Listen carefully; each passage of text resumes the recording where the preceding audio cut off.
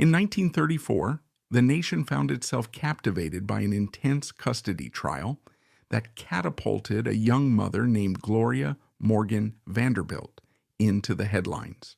Even amid the bright lights of New York society, Gloria stood out for her magnetic personality and undeniable elegance. Though her daughter, Gloria Vanderbilt, would later gain greater fame, it was the elder Gloria who first captured America's imagination with her striking beauty, social charm, and complex personal struggles. From glittering soirees in Paris to the stately halls of the Vanderbilt's New York mansions, Gloria moved with both grace and defiance, forging a path that was equal parts glamour and heartbreak. Today, her name has nearly faded from the spotlight, yet her story still echoes with the power of love, loss, and a mother's determination in a world that demanded far more than appearances. Let's rediscover the remarkable legacy she left behind. A tale of wealth and scandal, yes, but also of resilience, family devotion, and a woman fighting to reclaim her narrative. Gloria Morgan Vanderbilt was born on August 23, 1904, in Lucerne, Switzerland, though some accounts suggest she might have been born in New York, an ambiguity reflecting the somewhat mysterious aura of the Morgan family's movements. Her father was Harry Hayes Morgan Sr., an American diplomat, and her mother, Laura Delphine Kilpatrick, came from a lineage of Civil War heroes and diplomatic ties. Gloria had a fraternal twin sister, Thelma, who later became Viscountess Furness, famously connected to the future King Edward VIII before he abdicated for Wallis Simpson. Even as children, Gloria and Thelma found themselves living in the swirl of high society, moving between European capitals because of their father's diplomatic postings. That meant early schooling in language, arts, and etiquette, essentials for young ladies expected to shine in aristocratic circles. Their mother, Laura, was known for her strictness and emphasis on refinement. She insisted the girls master formalities, polite conversation, graceful dancing, and a sense of self-presentation that could charm almost anyone. Family friends recalled that Gloria possessed an especially captivating presence, even from a young age. With her delicate features and an innate confidence, she turned heads wherever she went. But behind that charm lurked insecurities. Constant relocations meant the sisters never quite had a permanent home or close-knit community. And though her father had a consistent job, the Morgan finances were not always as flush as one might assume for the diplomatic lifestyle. This tension between aristocratic glamour and uncertain reality would reappear throughout Gloria's life. When Gloria was still a teenager, her parents separated, adding another layer of instability. She and Thelma stayed mainly with their mother, traveling between Europe and the U.S. The early 1920s brought a cultural revolution after World War I. Jazz music, flappers, and social freedoms for women defined the era. Gloria, with her love of parties and social gatherings, fit neatly into the Roaring Twenties spirit. She visited Paris, Monte Carlo, and London, stepping into a world where American heiresses danced until dawn with European nobles, forging romantic alliances and securing the newspaper's front pages. For a family of moderate means, it must have felt exhilarating to mingle with the wealthy and well-connected, though likely disorienting too. Somewhere along these endless round of parties, Gloria met Reginald Claypool Vanderbilt, a member of the illustrious Vanderbilt family, a clan whose shipping and railroad empire had once epitomized American Gilded Age wealth. Reginald was known for his passion for gambling, horses, and nightlife. He also had a certain charm that drew people in. To the 17-year-old Gloria, some sources say she was closer to 18, the match seemed glamorous, if not perfectly secure. Reginald was considerably older, around 43 at the time of their meeting, and already had one daughter from a previous marriage. Nonetheless, the allure of the Vanderbilt name, combined with Reginald's sophisticated manner, proved irresistible. They married in 1923. Newspapers across 2 continents carried the story. An American heiress, although ironically not as wealthy as her new relatives believed, merging her fortunes with old money aristocracy. At first, life was a swirl of excitement. The newlyweds traveled, hosted lavish parties, and showcased their union at both European and American social events. But beneath the surface lay serious challenges. Reginald's gambling debts weighed down the couple, and tensions about finances soon arose. The Vanderbilts had experienced multiple family disputes over inheritances and trusts, creating a complex web of money management. While no one doubted the immense Vanderbilt fortune, it often wasn't immediately accessible to fund personal indulgences. Reginald's side streams of inheritance were overshadowed by mounting debts. Many who interacted with the couple recalled heated arguments about his love of the racetrack and questionable business ventures. Despite these troubles, there was at least one bright spot. On February 20th, 1924, the couple welcomed a daughter, Gloria Laura Vanderbilt, fondly called Little Gloria. She became the new center of Gloria Morgan Vanderbilt's world, a baby girl who carried forward the grand traditions and weighty expectations of the Vanderbilt name. Sadly, Reginald's health deteriorated around this time. Years of unhealthy habits and financial stress took their toll. He died in 1925, just over a year after little Gloria's birth, leaving behind a 21-year-old widow and a child who barely remembered him. From that point on, Gloria Morgan Vanderbilt's life took a dramatic turn. She became the caretaker of a child who stood to inherit a substantial trust fund from the Vanderbilt estate, valued at more than $2.5 million in 1920s currency, an enormous fortune for the time. Yet Gloria herself had no stable source of income. She was reliant on the trustees of her late husband's estate, who, along with other members of the Vanderbilt family, were suspicious of her youth and lifestyle. This distrust wasn't entirely unfounded. Gloria had grown accustomed to the nightlife and high society gatherings she'd frequented with Reginald. After his death, she continued to spend time in European capitals, Paris in particular, often seen at glamorous events escorted by aristocrats, entrepreneurs, and other wealthy companions. And she wasn't shy about enjoying the best that life had to offer: designer gowns, upscale resorts, a circle of friends, known for throwing extravagant parties. Meanwhile, little Gloria was frequently cared for by a nurse, and occasionally other relatives.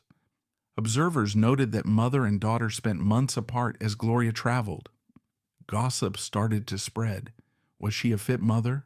Were her priorities misaligned?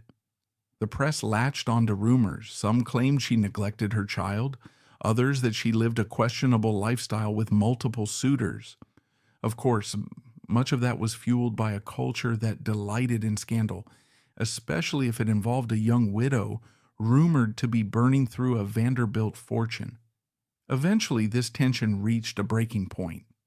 In 1934, Gertrude Vanderbilt Whitney, Reginald's sister and a wealthy art patron, filed suit to gain custody of little Gloria.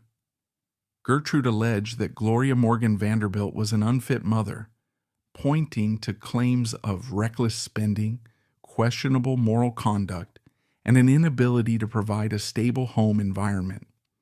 The child, according to Gertrude, was better off in her care, where she would be raised with discipline, education, and exposure to the arts. Gloria vigorously contested these claims, insisting she loved her daughter deeply, that her lifestyle was taken out of context, and that any time spent away from her child was typical for the social set they inhabited. Still, the press had a field day. Tabloids painted Gloria as a flighty adventuress, while Gertrude emerged as a calm, rational caretaker of the Vanderbilt legacy.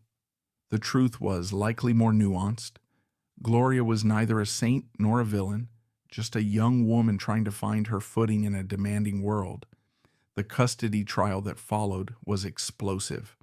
Witnesses came forward, including staff who worked for Gloria, testifying to her alleged misconduct. Some recounted seeing her attend late-night parties, while others claimed morally questionable behavior. The attorneys representing Gertrude Vanderbilt Whitney skillfully portrayed Gloria as irresponsible and morally lax, a shocking image for the conservative times. Gloria's lawyers argued that she was a victim of a family power play, that her daughter's trust fund was the real target, and that she was being unfairly crucified for enjoying the social privileges many others in her circle took for granted. The judge listened as sensational details spilled out, capturing headlines nationwide. People from all walks of life followed daily updates, transfixed by the notion that a mother could lose custody of her own child in a very public forum, especially a mother connected to one of America's richest families. By the end of the trial, the court ruled in favor of Gertrude. Gloria Morgan Vanderbilt retained some visitation rights but lost primary custody. It was a heartbreaking outcome for her, though many at the time hailed it as a victory for the child. The media coverage was relentless, and Gloria's reputation suffered severely. Whether fairly or not, she became symbolic of the neglectful mother archetype, someone who couldn't manage her social life while raising a child. Over time, historians have taken a more balanced view. Some argue that while Gloria did enjoy a hedonistic environment, she wasn't much different from other wealthy young widows. Others point out that Gertrude's side was more adept at managing public perception, essentially outmaneuvering Gloria in the court of public opinion as well as in the legal system. The trial left emotional scars on all involved, particularly little Gloria, who would recall that period as deeply traumatic. For Gloria Morgan Vanderbilt, the defeat shattered her self-assurance. She receded somewhat from the high society scene that had fueled her earlier years, though she still traveled to Europe and maintained a circle of friends who provided emotional support. Occasionally, a photograph or report surfaced of her at some event, but she was no longer the shining social star. Instead, she lived under a cloud of public judgment. During those years, she tried to keep some connection to her daughter. Various accounts suggest that her visits were often awkward or tightly controlled. Some relatives insisted that the friction between mother and daughter was inevitable, given the emotional damage wrought by the custody trial. Others say that as little Gloria grew older, she sought more independence from both her mother and her aunt. For her part, Gloria Morgan Vanderbilt grew more private. She recognized that any misstep could reignite tabloid flames. She gave few interviews, though occasionally, in moments of candor, she lamented that she had been miscast by a system that wanted a villain and found her an easy target. Despite her tarnished public image, Gloria did attempt to rebuild her life. She engaged in philanthropic endeavors, though rarely in an official capacity. She traveled to Italy and other parts of Europe, sometimes staying for weeks in quiet villas owned by friends. Occasional whispers about a romantic interest would appear, but there was never another major marriage or partnership that captured media attention the way Reginald Vanderbilt had. It's believed she had a few serious relationships, but none led her back down the aisle. Financially, she managed on a modest inheritance and occasional generosity from close friends, as the Vanderbilt Trust was strictly allocated to her daughter. The opulent lifestyle she had once embraced slowly receded.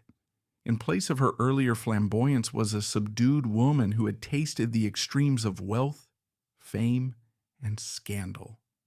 She navigated the rest of her life somewhat on the periphery, a cautionary figure for those who'd known her in her heyday.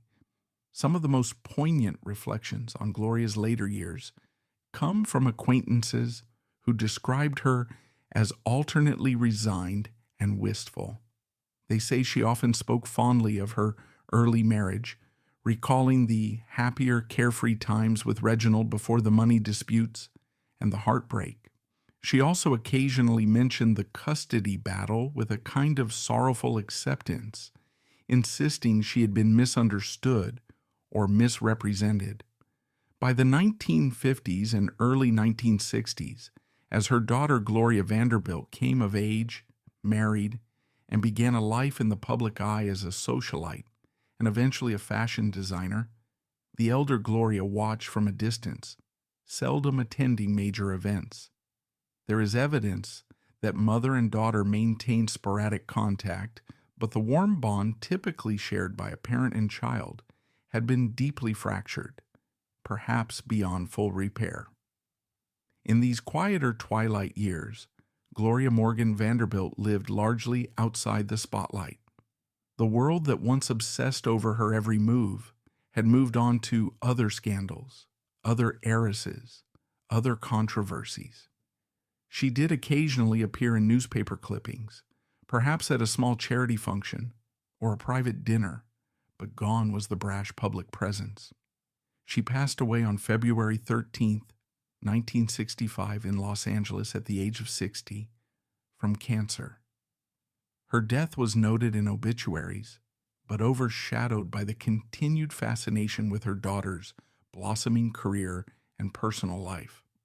For many, Gloria Morgan Vanderbilt's story ended with that custody verdict decades earlier. The controversies and historical debates about Gloria Morgan Vanderbilt revolve around whether she was truly an unfit mother or simply a victim of a powerful in-law's manipulations. Did she truly behave in the scandalous ways alleged, or were these stories magnified by a legal team seeking to demonize her for the sake of securing custody? Historians have found no definitive answer. Primary sources like court transcripts, personal letters, and diary entries suggest a mix of truths and exaggerations. Some staff at the time described her as affectionate and warm, while others recalled her late-night gatherings and unpredictable relationships. In the bigger cultural picture, Gloria Morgan Vanderbilt's experience underscores the ways in which society polices women's behavior, especially wealthy young widows, and how maternal fitness can be questioned under a microscope that blends moral judgment, class anxieties, and sensationalism. She lived in a time when the press had discovered that scandal cells and socialites became prime targets. The fallout from the custody battle was so massive that for decades, her name was shorthand for maternal scandal in certain circles. This legacy serves as a somber reminder that private grief can be exploited in the public arena, with lasting consequences for the families involved. And that's all for today's video. Don't forget to leave a like, comment your thoughts, and subscribe so you'll always be in the loop. Thanks for watching.